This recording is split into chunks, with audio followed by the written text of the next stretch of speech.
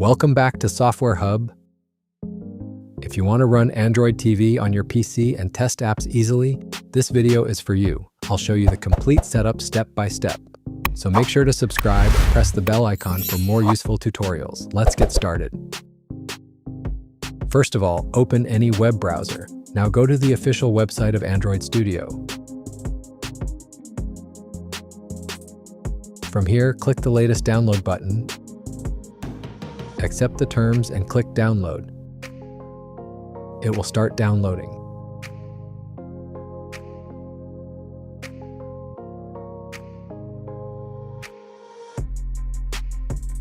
When it is done, open the folder where you saved it.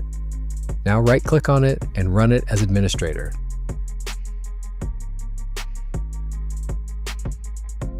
Now install it like normal software.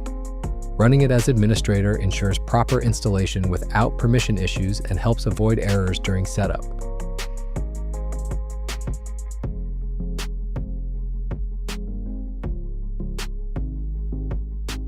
When it is done, run it.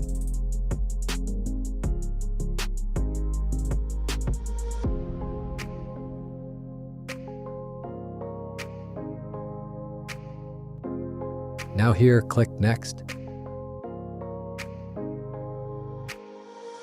Then select Standard and click Next. Here are some SDK components that it needs to install for running Android Studio. Simply click Next. Now accept all the terms and conditions. It will start downloading components. It may take some time according to your internet speed. These components are necessary because they include tools, libraries, and system images required to create and run virtual Android devices.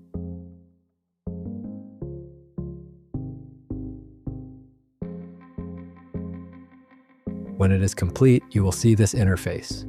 Over here, click More Actions and click Virtual Device Manager. Now click Create Virtual Device. On the left side, you will see the TV option. Click on it. Here, select the TV device. I recommend you select the one with 720 resolution so you get smoother performance. Now click Next. We select a lower resolution device because it runs faster and uses fewer system resources, especially on low or mid-range PCs. Here you can see Android TV 16 API. Simply click the download button. Now it will start downloading the API. It may take some time according to your internet speed, so be patient. This API acts as the operating system for the virtual device and is required to simulate Android TV properly. When it is complete, click Edit. Now on the upper header, click Additional Settings. From here, you can change some performance settings.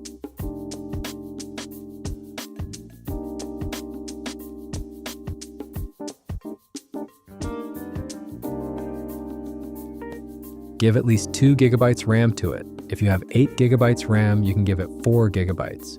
CPU cores also same. If you have a 4-core processor, you can give it 2 cores. After that, click Finish. Adjusting RAM and CPU helps improve performance and makes the emulator run smoother without lag. Now on the right side, you will see the play button. Click on it.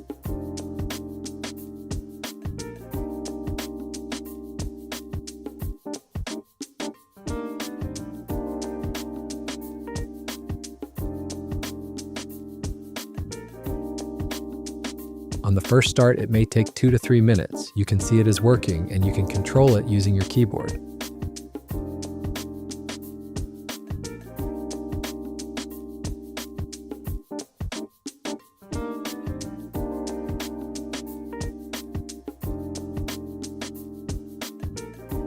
Simply sign into Play Store to get access to Android TV apps. Signing in is important because it allows you to download and use apps directly from the Play Store.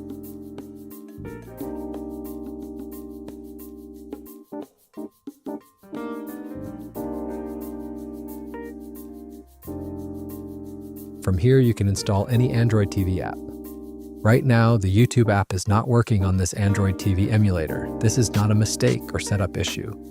The reason is that this emulator is not a Google-certified device. Because of that, Google blocks the official YouTube app from running here. So if you are facing the same problem, do not worry. It is a limitation of the emulator, not something you did wrong. As a workaround, you can use alternative apps like SmartTube, which work perfectly on this setup. These apps are designed to bypass certification limitations and provide similar functionality.